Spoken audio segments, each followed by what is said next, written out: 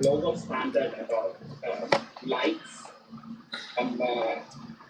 national guidance on manufacturing of lights, wirings, and everything. Pag pasok natin sa bathroom, we brush our teeth, we're using toothbrush and toothpaste.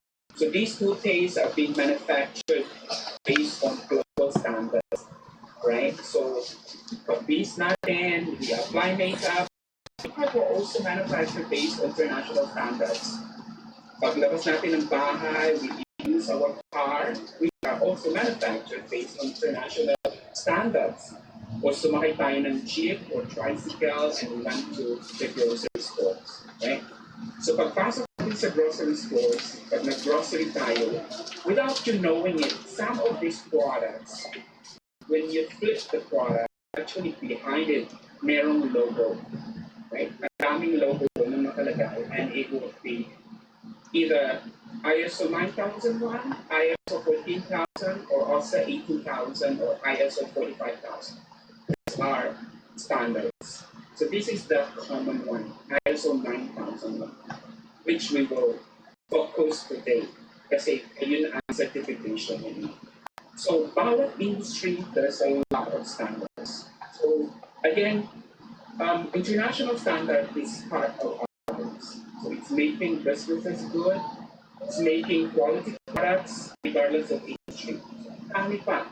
So probably if I will let you list down all the products that you know have international standards, kukulangin yung 1 hour para isulat natin lahat ng products na standards. So it's basically part of our lives. Even schools, there's standards. Building construction, there are standards. Ang dami-dami. So this is of course depending on the focus and the scope of the standards. We'll be touching that shortly. It's international standards. International standards are technical standards developed by international organizations.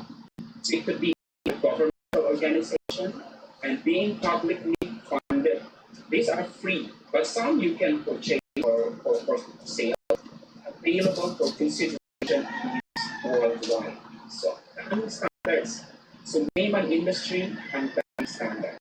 Okay, so some of the examples are there, which is the biggest is ISO or International Organization for Standardization. Ito yung standard ninyo for management system. Meron din tayong American Society of Testing and Materials. So this is also for one big international organization that manages testing and materials. This is the US. So most of the products going to the US, if you're supplying to the US, you have to ensure that you are compliant to this ASTM International. So in our industry, oil and gas, dami nitong requirements. And then meron din tayong American Society of Mechanical Engineers kapag nasa manufacturing tayo in the US for specific industry like oil and gas, automotive, this might be applicable. Meron din tayong British Standards Institution or BSI Standards, which previously published the OSAS or Occupational Health Safety Standards 18,000, but now it's being adopted by ISO under 45,000.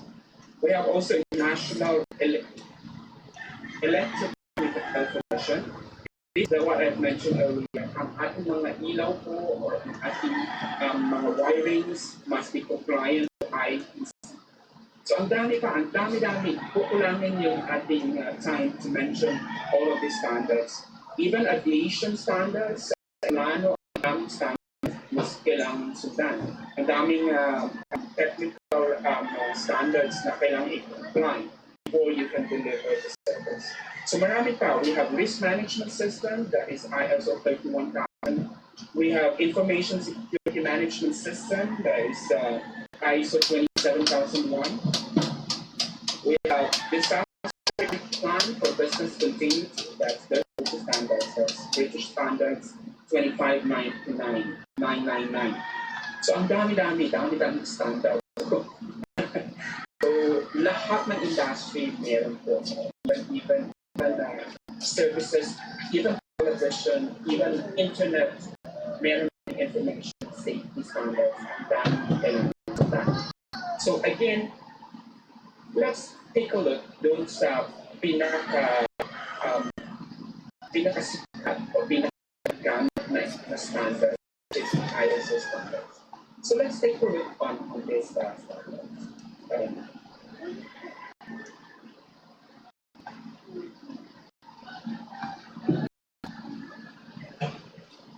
So let me bring you to the ISO.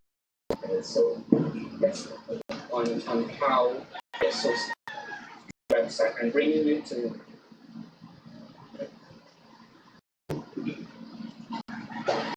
this. Are you seeing the screen right now? Are you guys seeing the ISO website?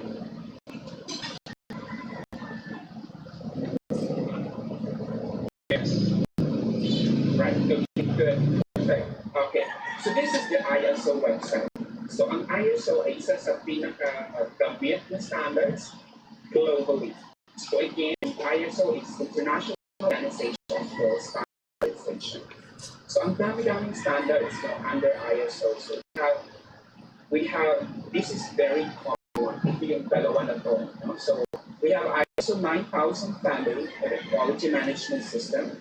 So mamaya pag-usapan natin yan. And we have also environment. So ito yung very common sa standard. So if you try to go from every industry, meron international standards. So ang dami-dami. So again, even classroom at events meetings now, meron ng standards. And then also, they are also incorporating standards on how do we deal with ISO. COVID-19. So ang dami-dami standards.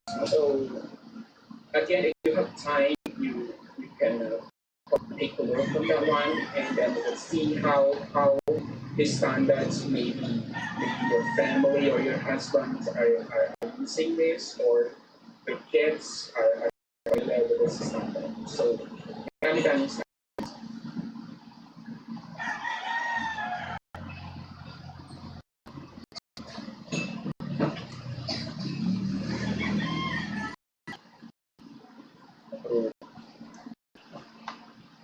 Let's focus on ISO 9001.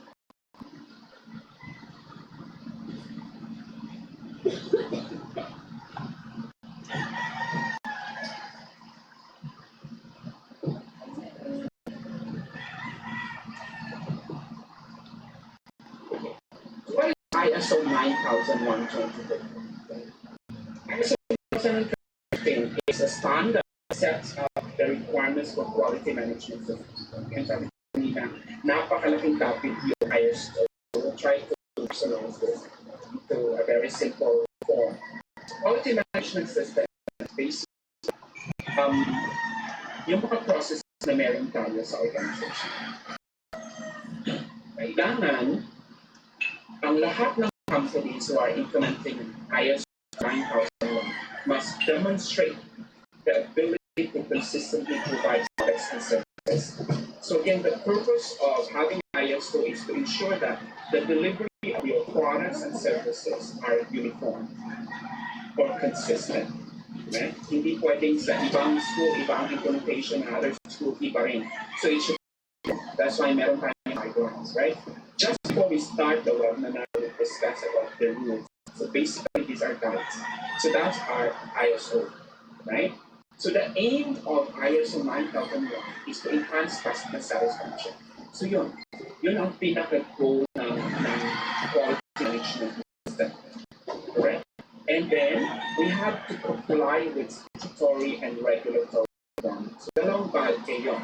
So when you talk about statutory, yung mga gazetted rules or policies.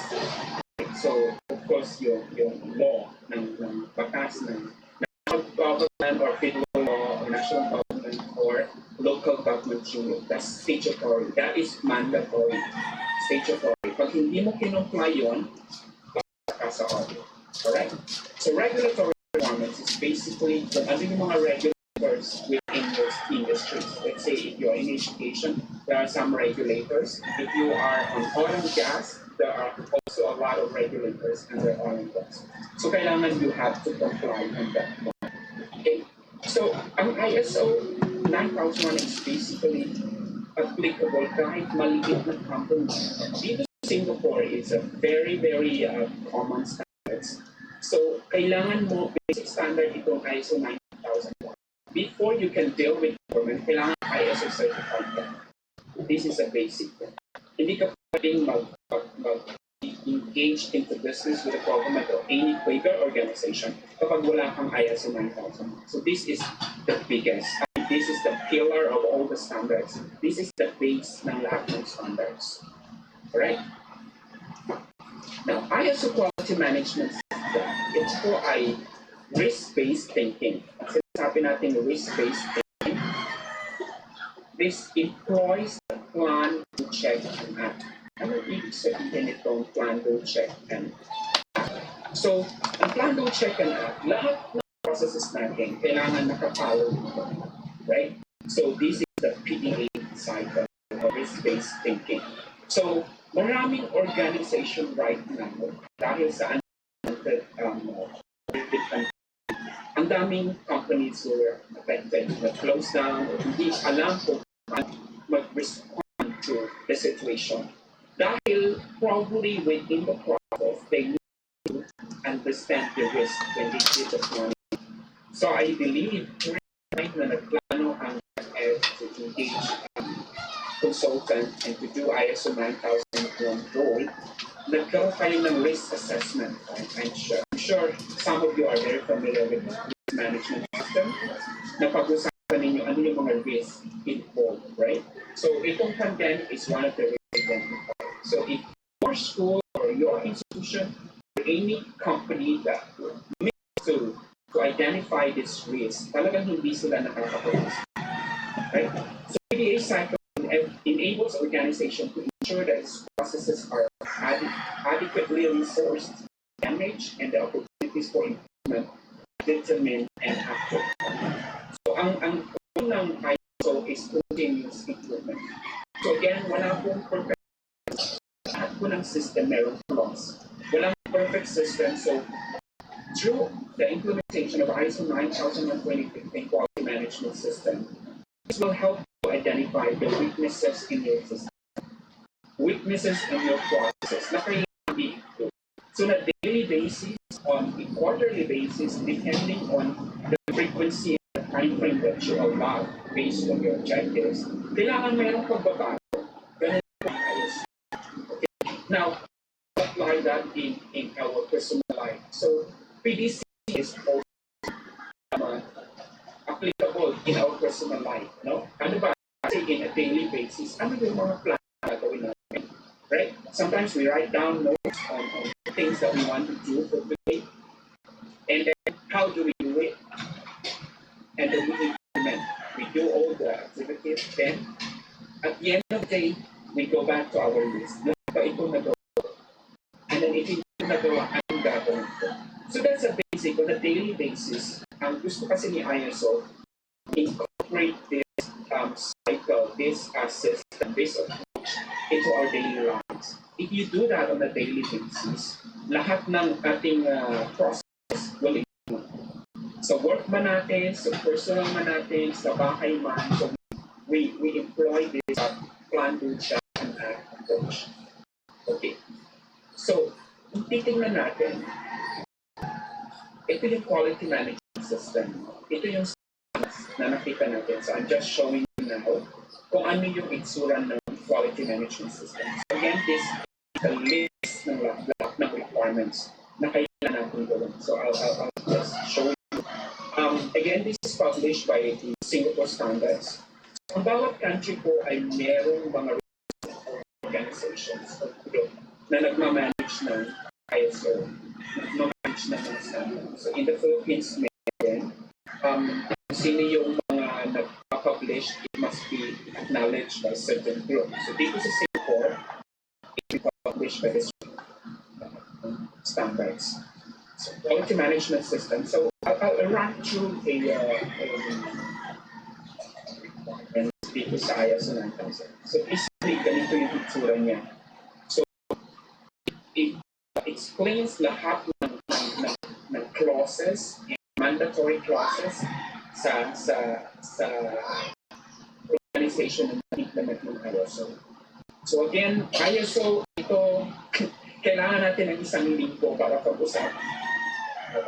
So again, every clause niyan, meron siyang mga certain shall items. When we talk about shall in ISO, kailangan gawin, meaning mandatory. So if we don't do that, that will be a non-conforming ISO. Right? So if you have time, you can take a look on this one, or if this is applicable on what you do, or your responsibilities, your scope, or your task. Pwede ko ninyong balikan ito, and tingnan ninyo kung how the ISO optimize all the requirements. Yeah? Okay, so in a nutshell, ito yung buod ng quality management system. Alright? So every process po, meron tayong isang linyang gano'n. So ito yung customer requirements. Ano ba ang requirements ng ating customer? So for your context, education, sino ang customer natin?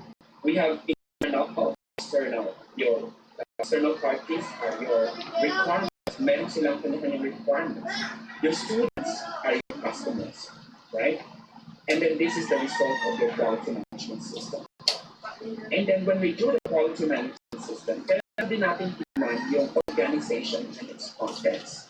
Ano ba ang konteksto ng inyong organization? Ano ba ang scope ng ating standards? Ano ba ang needs and expectations ng relevant interested parties? So kailangan natin yan i-list down para ma-achieve natin yung customer satisfaction and products and services. So again, nandito si plan, do, check, and act. And all these red items are basically in clauses under ISO. Right?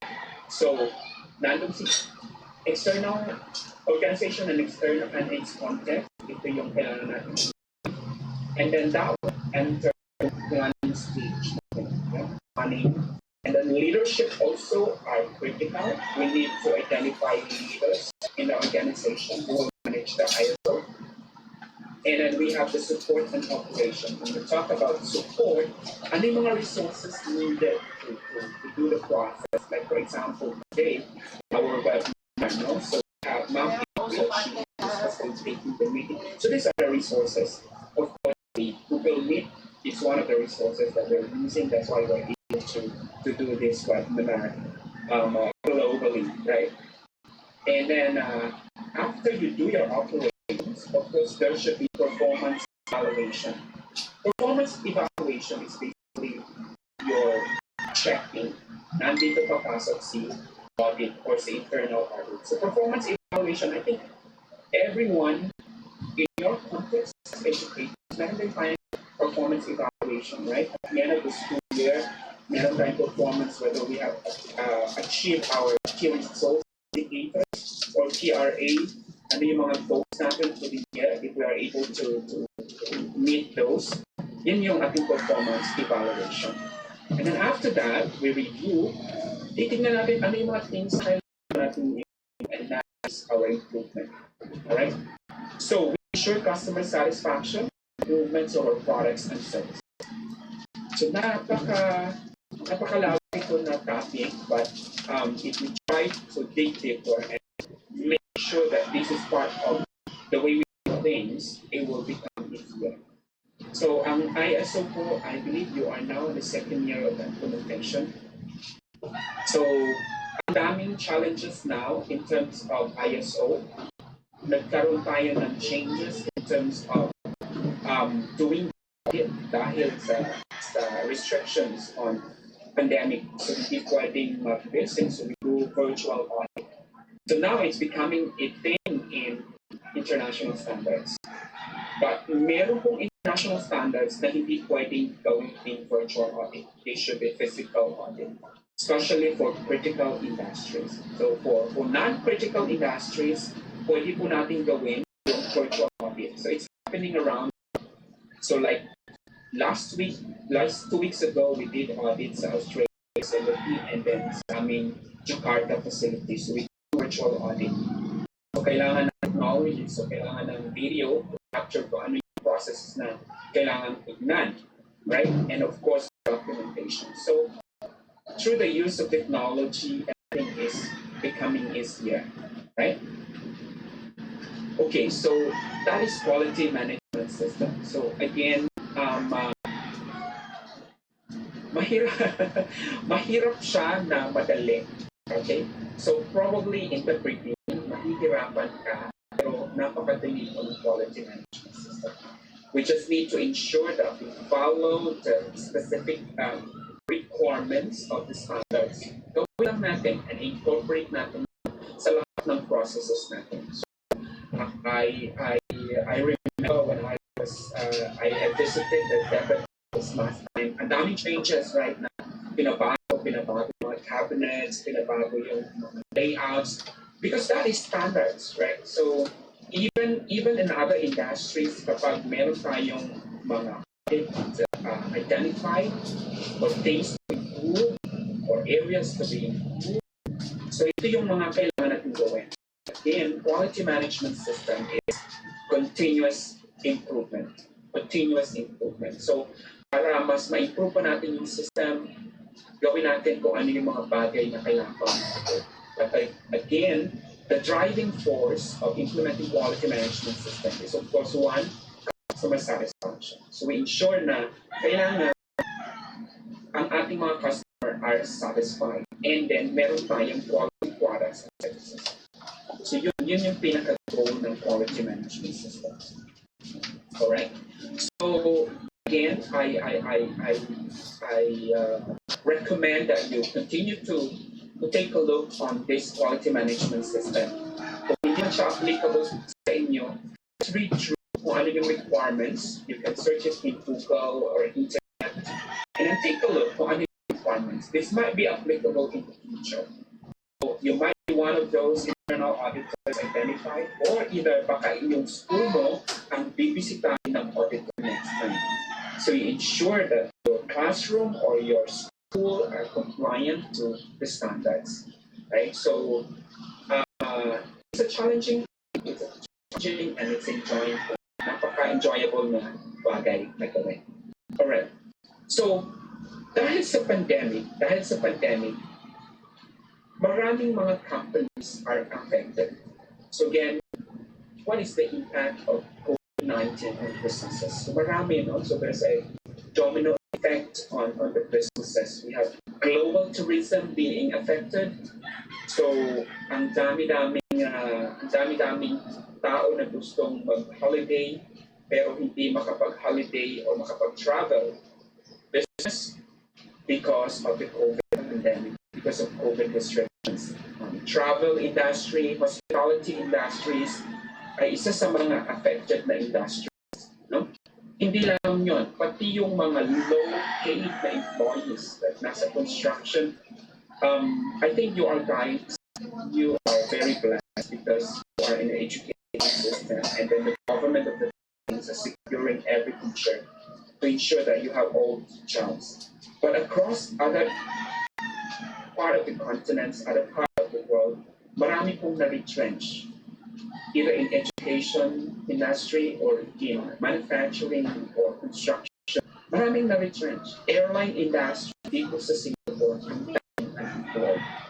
Marami din pong mga kababayan nating OFW na umuwi na sa Pilipinas because they lost their jobs. So, napaka-hirap, napaka-challenging na panahon ngayon.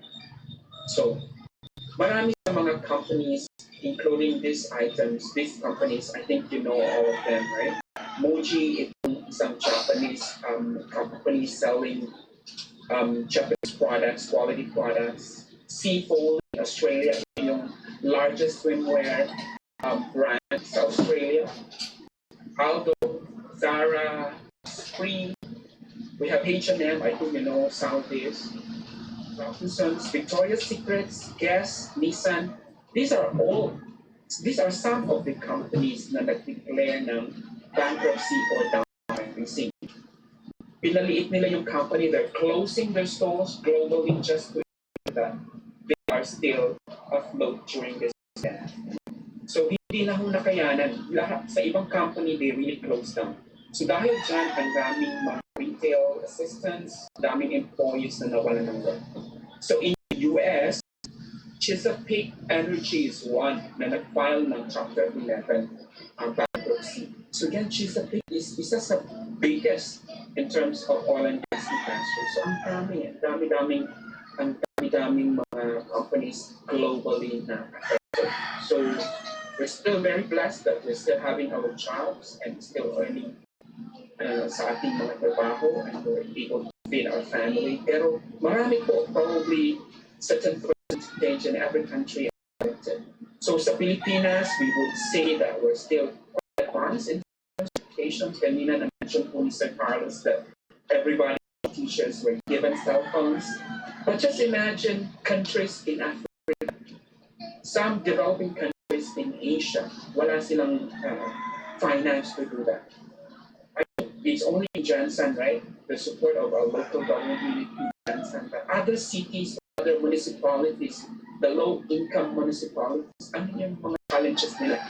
So they don't even have technology to do it. They don't even have Wi-Fi to have this kind of session. So ang dami challenging, no? Now, dito sa Singapore, when the start of COVID-19, nag-release din sila ng standard. Ito yung tinatawag natin ng business continuity plan. So, I think you're familiar with this. Meron din kayong education continuity planning, diba? So, I think everyone is familiar. You did your planning kung paano pa i-continue yung providing service education to students and involving lahat ng mga stakeholders, parents, government units, and then the students, to ensure na continuous yung learning ng mga bata. Yun naman ang goal natin. So we want not let education stop kasi challenge yan. So we don't know what will happen in the next few years, but definitely it's changing. The business landscape will change because of COVID-19. So dito sa Singapore, nag-release yung government ng business continuity plan. Again, if you see this, there is a high standard there. Business Continuity Management System requirements. That's ISO 22301. So, nakalink pa rin siya sa standard. So, globally, lahat ng mga standards are now incorporating COVID-19. This is totally unprecedented. Hindi natin alam na ganito palaki yung impact niya. That's why most of the companies were not able to identify this risk. So now it's being incorporated. So expect that over the next 2 to 5 years, may pagbabago. Like for example, now, ang daming realization now in terms of business. No, na, like for today, I'm working from home. And I do meet a lot of people globally in Asia Pacific or in UK. Later lunch, I'll be meeting with UK people and Australia, and then at 4 p.m. I'll be meeting our colleagues in United Kingdom. Ano siya? Ang daming realization sa companies na merong mga bagay na hindi kailangan nasa office. So expect in the next 5 years, businesses will become leaner. Ibig sabihin, mas maliit yung manpower because everything is being outsourced. Dito sa Singapore is very common. No? So meron isang company, isang tao but it's a bigger company. So everything is being outsourced. Human resources outsourced, IT is outsourced. Konti lang yung organic employees. So everyone is inorganic. So it's outsourced. So that's very common. So ang daming realization. So even human resource manual or guides is also because of COVID-19. Right? So napakalaki talaga ng impact ng coronavirus, COVID-19 sa ating mga businesses. Okay. So, ano yung mga business na so kahit na nasa pandemic tayo, parang negative lahat ng nakikita natin, we still see opportunities, right? Ganun tayo, ang Pinoy is generally mataas resiliency rate natin, diba? So, during pandemic, ang daming mga businesses na nag-champion. Ito yung mga essential supermarkets, So dito sa Singapore, ang daming supermarkets na naging billionaire because of COVID, right? So there are products that shoot out off the roof and zero stocks on a shelf. These are sanitizing products, masks, everything, or any services related to sanitation because of the virus. And then there's also a shoot out on online retail. We have Amazon, Lazada, Shopee, and Bingo. So Bingo is also one item that we are promoting. It's personally, I am doing this Bingo, so it's helping me in a way that augments my income. So marami pa, no, we have Grab Food also increasing. Zoom technology is also being number one in terms of workspace solutions. Dahil nga na are working from home, so Zoom was used globally, even Google Meet. So maraming mga businesses are winning. So again, yun yung realization natin. In the middle of the trial, we have to look on the opportunities. Right? Now, that is the impact to business. Now let's move on the impacts to education. So again, as I've mentioned, swerte po tayo, like we are in developing country, we are having advanced internet, we are having access to technology. But consider those countries na wala po, let's say compared to African countries, paano nila? What are the challenges? According to the United Nations, meron pong 90% approximately 1.5 billion formal learners, estudyante po na affected ng COVID-19. So either wala sa school, working, or totally closed the schools. So how do we respond? Even in the Philippines, the national government meron ding guidelines on how we continue to serve yung ating mga students. But even local government units, they have also their own specific guidelines. And even shelling out money, like for in Janssen, you're given cell phones, right? Magamit natin sa ating pag-provide ng serbisyo, mag-continue yung ating serbisyo. Now, ano naman ang mangyayari? What is the future like education to a pandemic and post-pandemic lens? So, anong mangyayari? What will happen? So, these are some of the items that is changing, okay? So, we talk about educational landscape changing. One is, of course, educational policy. So, kailangan yung mga policy makers natin, it could be government, or regulatory group. Kailangan they have to plan ahead on how we ensure policy in education and to ensure that our quality education is still being served to our students. Yeah. So, education policymakers need to consider current global trends and the economic and social ambitions of their citizenry as they set out the future agenda for education. So, in the Philippines, in South Asia, in Singapore, and lahat ng mga stakeholders involved on how to ensure that our education is growing. So maraming mga realizations.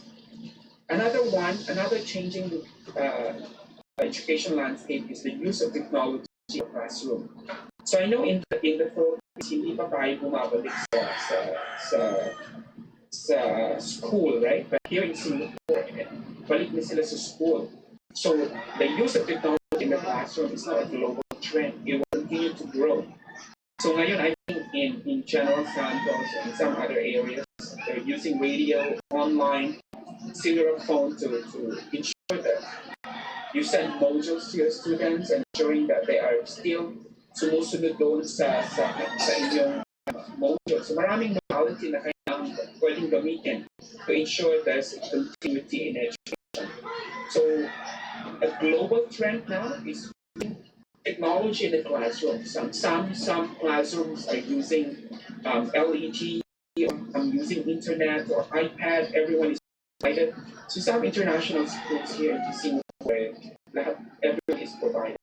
So again, because of the pandemic, ang daming disparities na nakikita, no? Those countries that are advanced and those countries who are still developing. So the disparities become apparent in terms of delivery ng education. Kasi paano na lang yung walang budget, paano na lang yung walang access to internet. So wala, paano nila i-continue yun? So consider those countries, paano? So we're still very lucky dito sa Asia that we still have access to internet or having innovations in our schools. Online education moves forward. So marami po ang trend ngayon is using technology and education. So I think there are even universities that is solely online. Universities of the people, you can have your diploma or certificate just through doing it online, right? So these are online degrees available. It's changing. So are we gearing to that direction? So titingnan natin, we will incorporate this when you do plans in your ISO. Shifting roles of students, parents, and teachers. So maraming changes ngayon, right? So ngayon, maraming parents are heavily involved in educating their kids. So they become tutors, they become coaches to the students. The question is, paano yung parents na hindi alam yung mag-coach ng estudyante? So what will happen? These are the challenges na kailangan natin i-incorporate when we do planning sa ating ISO improvements. Alright, so again, maraming changes, global disruption in education caused by the rapid spread of COVID-19 highlighted the weaknesses and lack of resilience as the strength. So maraming school ang hindi nakapag-respond right away. Hindi lamang sa General Santos o sa Pilipinas, but even in other parts of the world. Maraming mga cities ngayon na hindi pa bumaba, hindi pa nila na-provide yung quality education services sa mga estudyante.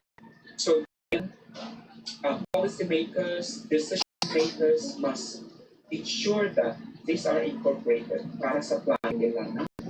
Para, of course, we want to see kids na they will grow, be educated. Our kids right now are our future. Kung hindi natin mag-invest on education, what will happen in the future? 5-10 years from now, ano yung mangyayari sa mga estudyante natin? No? So we have to ensure that they are equipped well in terms of the readiness to be in the outside world. Right? Okay, so ito ay ilan lamang sa mga changing landscape ng education because of the impact of pandemic. So marami pang iba. So again, ano ang role natin bilang educator to this one, bilang isang teacher? So probably we can suggest improvements, things. So we are doing this webinar to share our expertise. We're doing discussions with your heads and asking for suggestions on how we ensure quality services to our students. So pinag-uusapan kung ano yung mga improvements, ano yung continual improvements that we need to do to ensure na continue pa rin yung pag-aaral ng ating estudyante. Okay. So how to be resilient? Again, let me share this slides to you.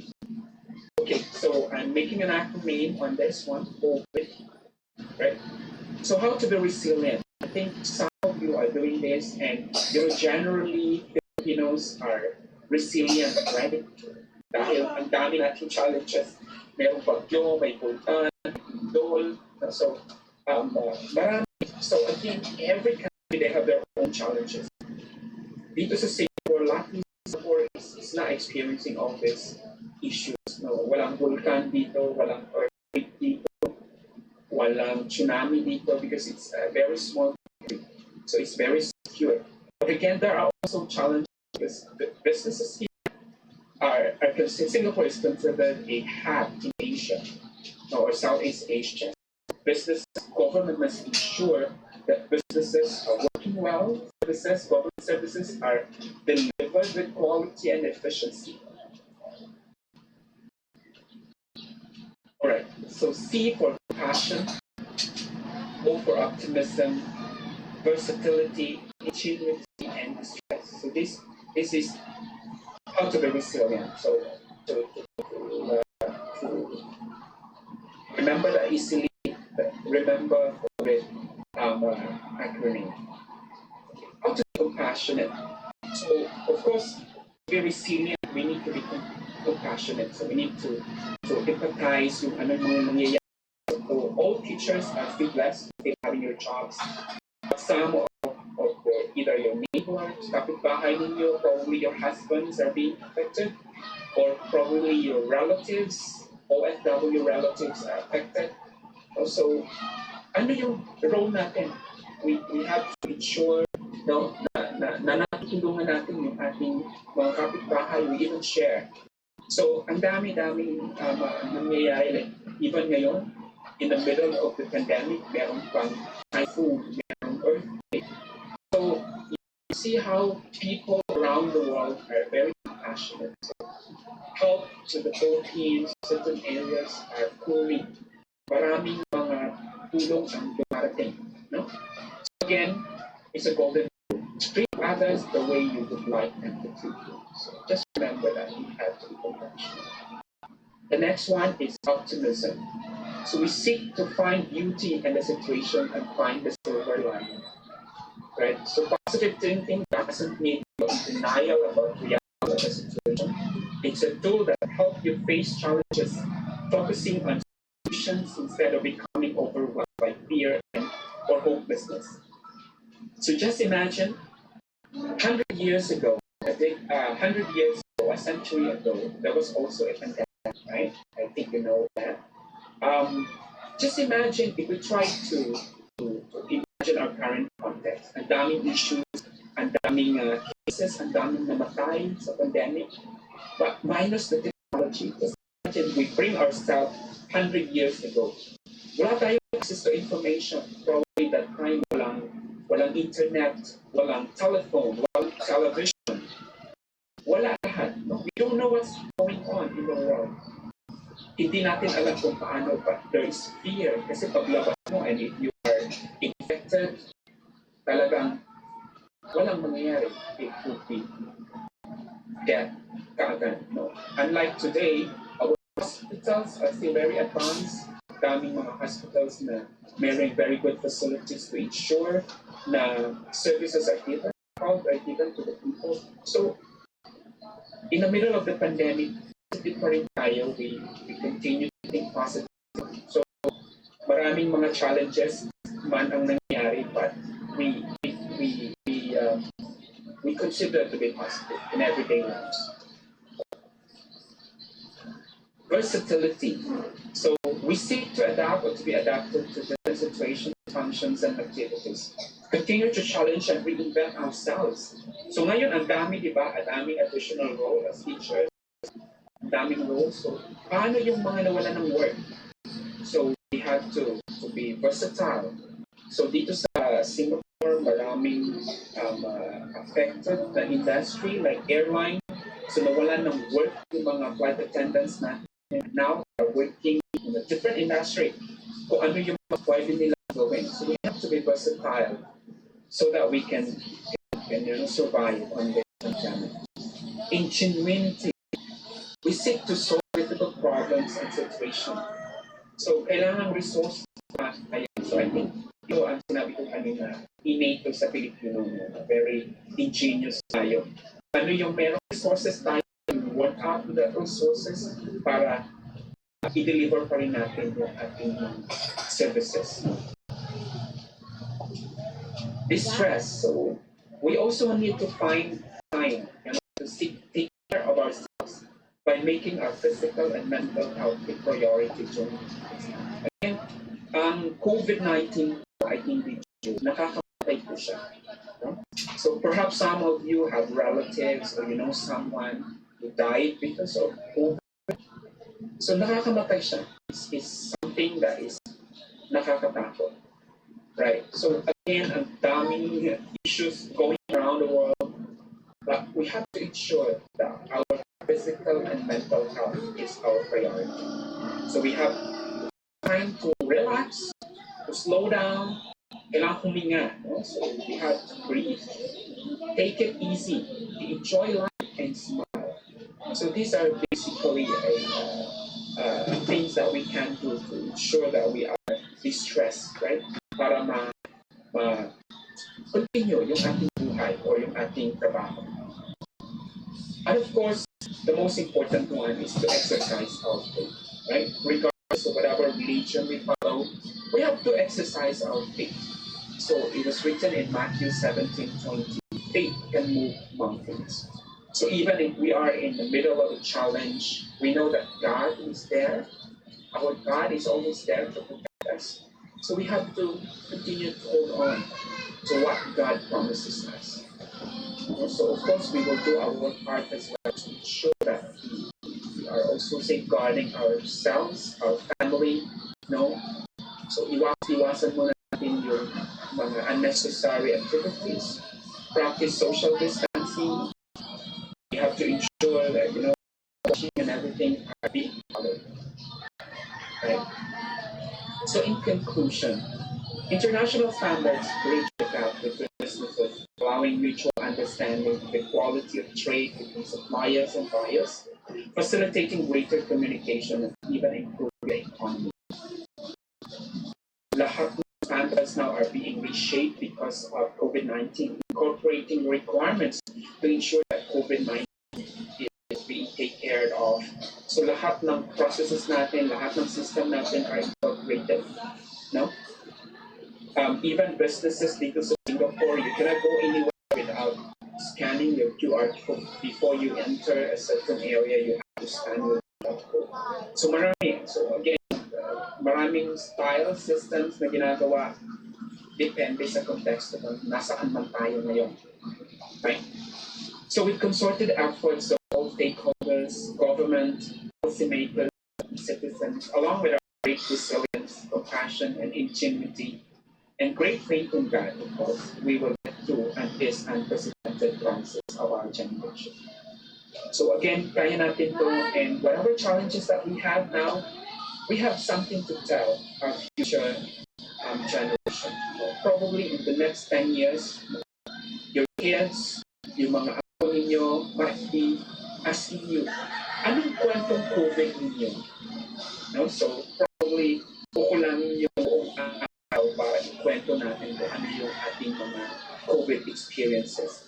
Kung ano yung nararanasan ninyo ngayon na struggles being teacher, on how we deliver education to our kids. Marami sa inyo, we visited our kids' houses, kailangan pumunta sa bundok, mag-cross ng field, or ang dami-daming challenges, no? Yan ay inyong COVID kwento. And probably in your generation, in the future generation. Marami tayong mga kwentong pwedeng i-share. So again, thank you so much for giving me opportunity to share my expertise on ISO, and I hope you will continue to improve your processes through the implementation of quality management system ISO 9001:2015.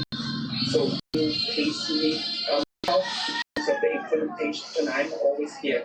I even mentioned that to Mom Julia, to Sir Lito, that I can help you out if you need help. I'm always here. So Sir Lito is a friend of mine. So he talked to me last time na kailangan share. Without hesitation, I said yes. So kahit na maraming just no, but I know in my little way, I can share how ISO would help you in terms of your delivery of your products and services to your internal and external customers. Hindi lamang yun, ISO is also applicable in our daily lives. Remember, plan, check, so everything that we do, we wake up in the morning, we do planning, right? And then we exercise that plan, we check. At the end of the day, ano yung mga bagay na nagawa natin, and then we do ito muna natin. So that is continual. Thank you so much. for inviting me today. So if you have time, follow me on Facebook, Reynolds, or follow Finger Philippines. This is something that would definitely help you out. This is something that will augment your income. So if you're interested in doing that, follow me in Facebook and Finger Philippines and about how we can help each other in doing the business or doing this thing or augmenting your income. So that would be all for this morning. Thank you so much. Okay, there you have it. Sir Reynald Alpajando. Thank you so much, sir. Virtual clap for you, Sir Reynald. Thank you. Thank you so much. Thank you. Okay, teacher participants, if you have question for Sir Reynald, this is the time na makater niyo po ang inyong mga questions regarding po sa talk na Sir Reynald about impact of COVID-19 pandemic on international standards, business and education landscape. Or is your takeaway doon po sa talk na binigay ni Sir Reynald? Okay. Puro pasang salamat po, Sir Reynald, na nababasa ko sa chat box. Thank you po. Maraming salamat din po for the chance. Thank you so much, Sir Reynald, for sharing your insights and expertise with us. Truly inspiring. That from Ma'am Julie Satrazo. Okay.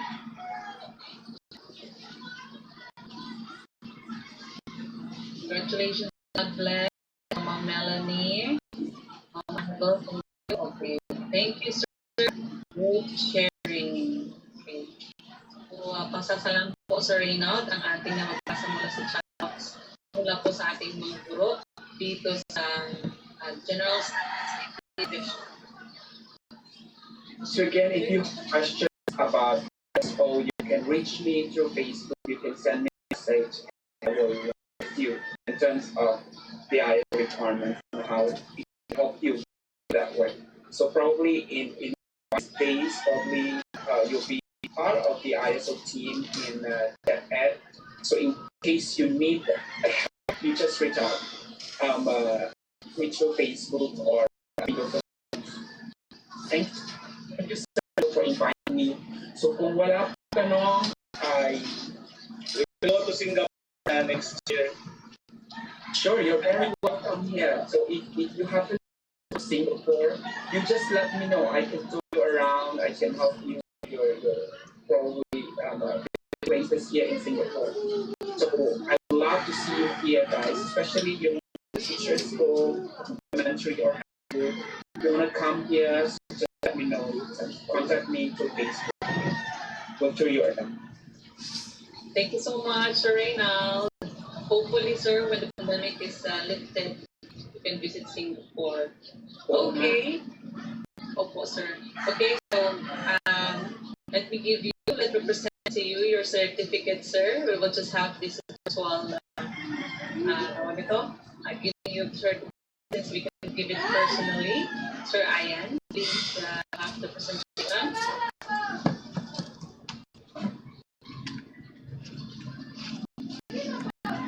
Okay, sir, let me read to you the content of the certificate.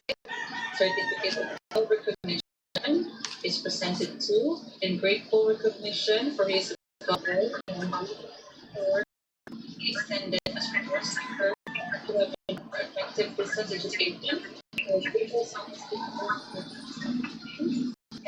November 12, 2020 via Google General Santos City. In this 12th day of November 2020 at General Santos City, Philippines. Signed, Amelito G. Flores, CESA 5, our school's division superintendent. Certificate of recognition is proudly presented to B. Alpajando. Thank you so much, Reynald. Thank you so much. Thank you for the opportunity. I see some questions here in the chat box. There's asking if unsa daw nako si Ma'am Belita Kalagura. She's for my sister. So si Ma'am Belita Kalagura.